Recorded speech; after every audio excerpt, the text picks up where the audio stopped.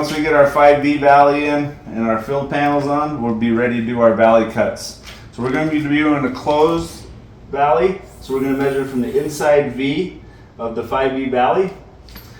And each measurement on each panel will have two measurements. We'll have one on the front nose and one on the back shelf. Remember, we want to go ahead and measure from the profile and not the edge. So go ahead and take your tape measure, measure into that inside V on the front nose and also on the back nose, as you can see here. Make sure they're staying straight across. So once we get those measurements, go ahead and write those down. And we'll continue to measure every panel or every row as we're going up from the eave to the ridge. So once we get all those measurements down on my list, I take my list down to my cutting station.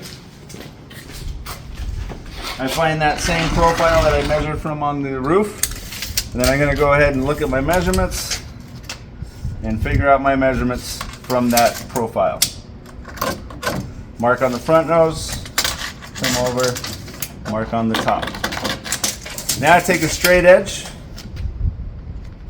and that's going to be my bend line, and then approximately 1 inch from that line, we're going to go ahead and make a cut line. So you can see I have a bend line and a cut line. Take it to your cutter.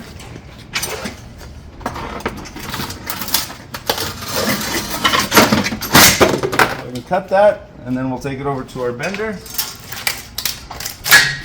and go ahead and bend this down since it's a valley. So I'll have that bend down. Now once I get my list done, I'm going to have a pile, and it's going to be in order.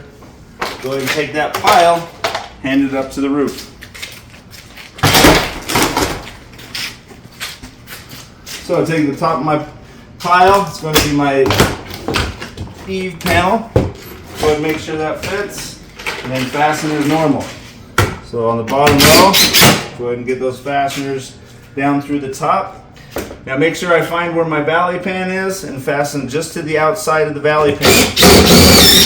We don't want any fasteners over our valley pan. Go ahead and finish fastening those. Get those fasteners in the back shelf as well. And on the top, make sure I get one as close to the valley as possible without penetrating the valley middle. Then go ahead and take your next panel from your row.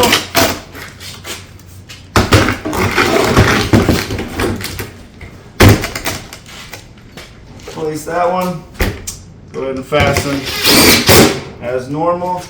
Once again, getting that fastener as close to the valley pan without going inside the valley pan.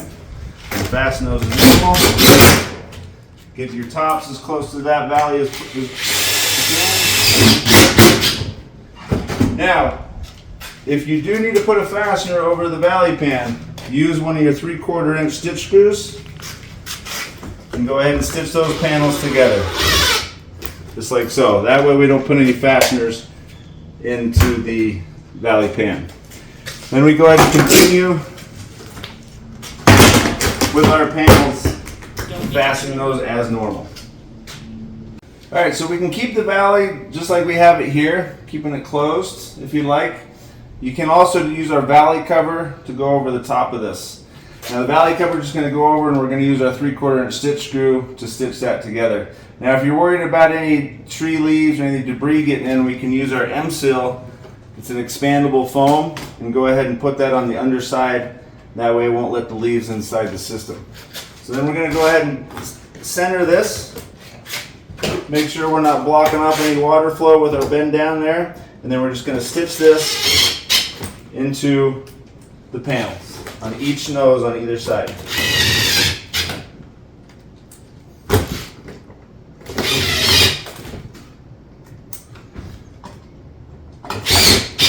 And do every nose as we're going up the valley.